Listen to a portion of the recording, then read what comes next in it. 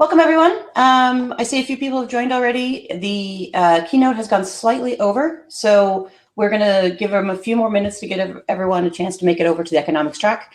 We'll be starting in about 5 minutes. Thanks.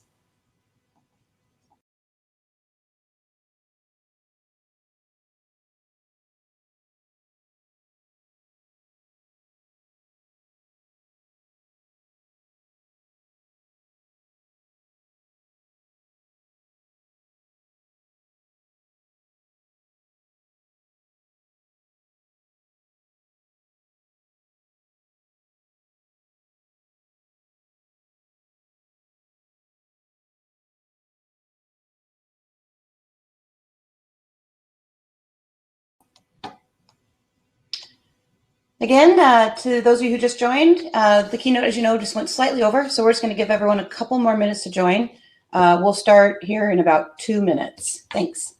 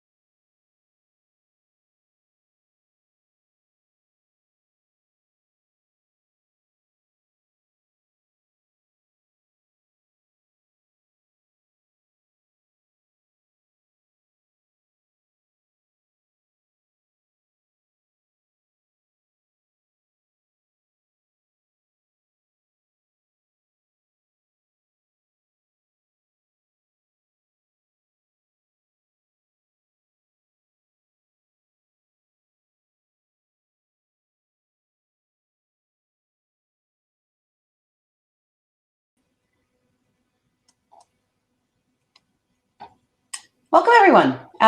So welcome to the economics track. We're just about to get started here. So this is day one, block one. So we have 2 days, as everyone knows, and there are 2 blocks per day. The first block is going to consist of, or all of the blocks are going to consist of 3 speakers and then a panel to end it. So this first block today is sustainability and circular economies. So coming up right now, we have Nadia Fani. She's the founder of Shaper and Maker BV. She's going to talk about 3D concrete printing, powder bed technology to save the oceans. So Nadia, let me pull you up on stage and we'll go ahead and get started. Oh, you're already on stage. Go ahead and you can turn your camera mic on. There you are. Hello.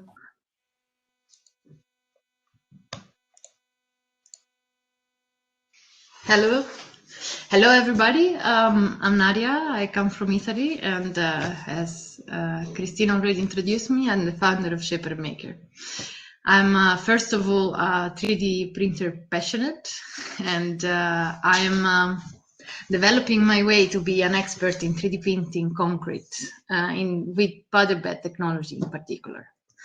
I fell in love with 3D printing already 5 years ago, when I discovered the infinite possibility that 3D printing could offer, like the freedom of the shape, but also the possibility to create any structure with different material in a way more sustainable and more circular, first of all. And but what really was more important for me was the possibility to bring back beauty in our daily life. So I joined D-Shape. D-Shape is a pioneer a company in 3D printing concrete with powder bed technology, and the founder was Enrico Dini.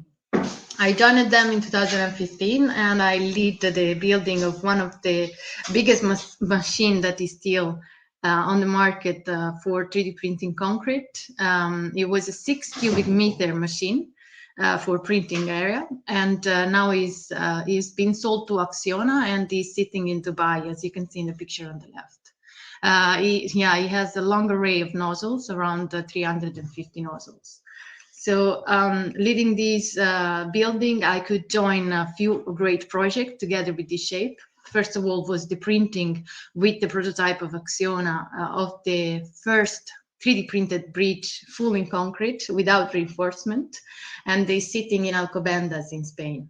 Another great project, it was the one that we did in collaboration with the European Space Agency, that instead of wanting to go to Mars, they are planning to go to the moon and building a base there. So they thought to use powder bed technology, 3D printing concrete, to print a lunar base on the moon. So what we did with D-shaped technology, we 3D printed a section of the wall, as you can see in the picture on the right, and we used regolite. It was a simulant of the lunar soil. Now the piece is sitting in the exposition center in the ESA here in the Netherlands. Another project that I was really fascinating as well, it was the artificial reef that we 3D printed with a more sustainable cement based on limestone cement. And we printed a few of these samples and we installed them in Bahrain on the coastline in the ocean, in front of the coastline of Bahrain. The goal was to provide habitat for the marine life and try to bring back some population of fish mainly, but all the marine life that it was a bit disappearing in that area. And as you can see in the picture on the right, it was a great success. And after a few months, less than 1 year, sorry, we had thrive marine life. So Boscalis approached us and he asked us to collaborate with the project of the artificial reef printed in the Mediterranean Sea for the Prince of Monaco. So I had the luck to follow all the process and of the project, from the thinking of the shape of the artificial reef, because the ginormous plus of 3D printing powder bed technology is that you can use the freedom of shape to think the shape to give to any animals their own habitat. So we've 3D printed this beautiful structure. As you can see here, there is the process of printing. It was quite a process because the structure, they were 2 meter diameter. We installed them in the sea in Monaco, thanks to Boscalis and the Prince of Monaco, the private reserve of the Prince. And the results was really great. Less than a year after, we had a great results, and we have a lot of algae. That was the purpose of the project, to repopulate the algae in the marine in the area that they were disappearing. So thanks to this great success, also WWF approached us, and in collaboration with the designers Alex Goat, we made this artificial oyster bank to repopulate oyster in the North Sea, in the north of the Netherlands. The design was made such that the installation could be really easy.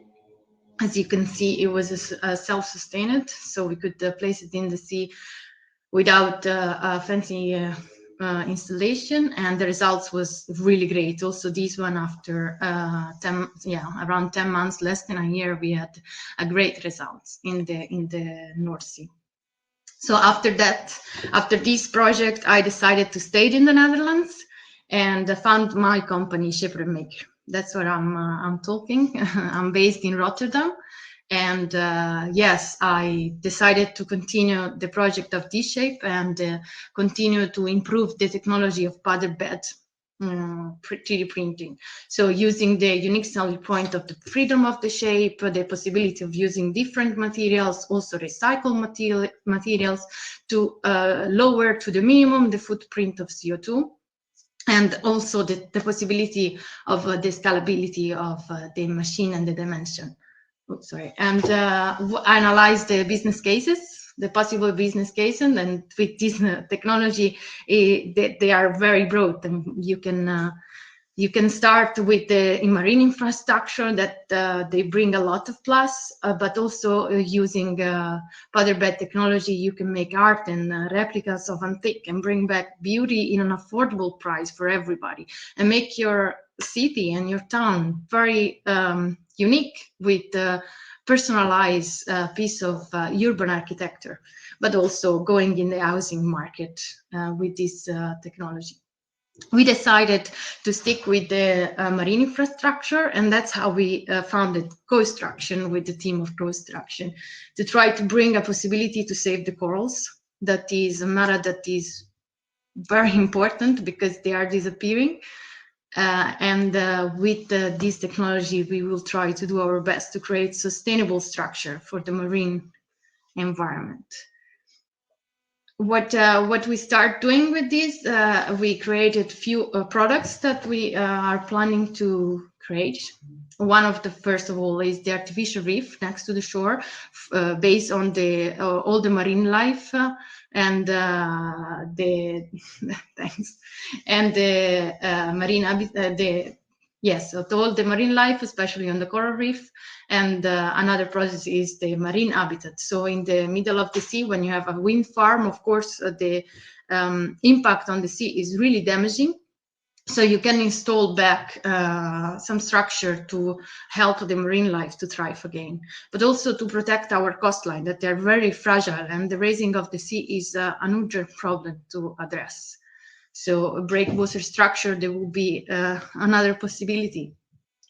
So this is the vision as we envision our machine. Machine will be transportable, first of all, and will sit in place to print any structure that is needed. And we'll use local materials. So, for example, the beach, the sand from the beach, or the dredging material, but also the CO2 from the environment and the water, because that's the material to create concrete, and that's the material that the machine will work with. So it will be fully sustainable and transportable, so saving cost of transportation, and very easy to work with. And it will have a continuous printing in a way that the production is really important, the production time. What we did with the team, it was here in Rotterdam. We built a small proof of concept of machine with powder bed technology that I achieved a 2 millimeter of resolution. And I tried to use this different material as possible at this moment. And I create our first proof of concept. And after that, I create our first artificial reef prototype with 2 millimeter of resolution, with concrete based on limestone, and using the beach, the sand of the beach here in the Netherlands. On the right is not really clear, the picture, but it is placed in the Sardinian Sea, in the harbor. Of course, there the goal was just to test the strength of the material and to see if it will sit in place, and it was a success. It's almost 1 year, it's there, and it's doing great. So after this, these are our ongoing projects. We have, thanks to Stimulings Fund, we got subsidy to create Coral Texture. Coral Texture is a project that is in collaboration with Reef. Ulrike and Marie are the founder, and they're based in Switzerland. And our goal is to use powder bed technology, 3D printing, with limestone materials as a base material for the concrete, and making a freedom of shape structure based somewhere, probably in Colombia will be based. So how are we going to do that? At the same time, we are developing to scale up our proof of concept to achieve our container-based idea with a full continuous production. On the center, you can see the middle, the hybrid solution that we are developing now, from a small proof of concept to a bigger, and then we will step ahead with the container-based. We are also trying to test as many possible shapes that we can imagine, to prove the freedom of shape and also the freedom of the materials. Here in the right, I used Portland cement, but I used limestone and I used aragonite. Aragonite is a natural material based on carbonate. That is the proper material that the corals are made on. So will be perfect for the corals. Our team is based, that's me and Astrid Kramer, that I met her a long time ago, working for Boskalis. She's a very experienced marine ecologist, and she was one of the first to initiate the Artificial Reef project, and she's a value member of construction, together with Bastian Lammert, that he has few years of experience as a business developer and a business manager. Our mission is to combine technology with innovation and sustainability and circularity to improve, of course, the life under the water, to protect our fragile coastline, but also not only in the water, maybe in the next time, and to bring back beauty in our daily life. Of course, we have a great team next to our core team. We have Andres, that is an expert engineer that is helping to find out all the challenge that the machine is bringing. Alex Good and Vanistra Dreyer, that they are very expert designers, that they come up with in very great free of shape imagination structure, and our team in Italy with Paolo, Pietro, and Emanuele, that they have a lot of knowledge thanks of the work that they did for this shape.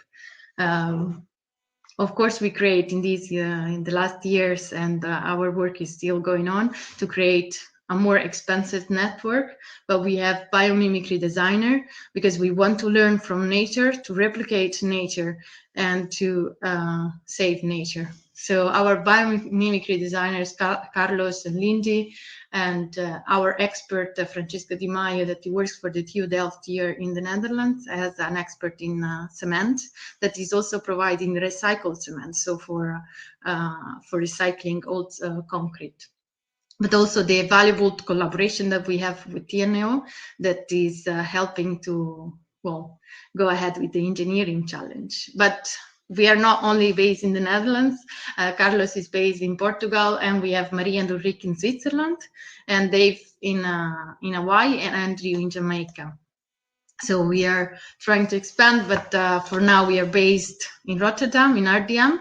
RDM Innovation Dock is the Center of Innovation Additive Manufacturing in Rotterdam. We are collaborating also with Blue City, that is the Center of Innovation and Circularity and New Economy in Rotterdam. And the Young Marine Life. The Young Marine Life is one of the bigger reseller of marine life for aquarium and any tools and equipment for aquarium. So with them, we are testing our in small scales, our artificial reef to see their reaction with corals and all the marine life. Thank you so much for the attention. I hope I'm in time and still maybe sometimes for questions. Yeah.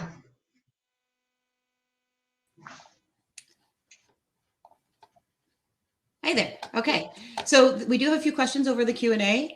I think we could start with combining the first two. Why powder bed instead of extrusion, and what binder jet printer are you using?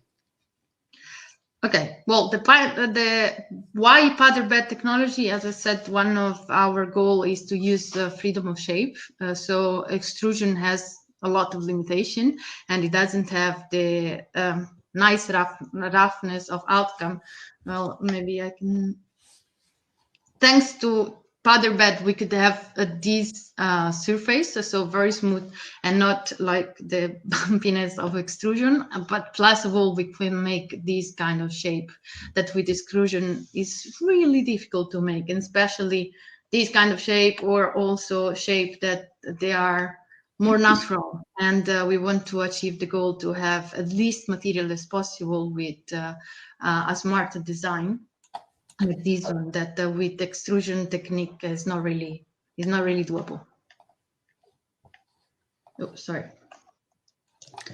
Okay, another question from Morgan is, I'm curious how the binding works. Is it an aqueous brine solution react with powders like conventional cement, or are you binding the powders with a cement mix? No, I'm binding.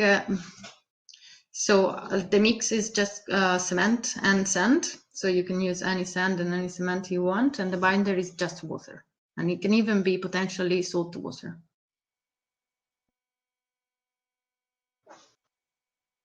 Great. Are there any other questions?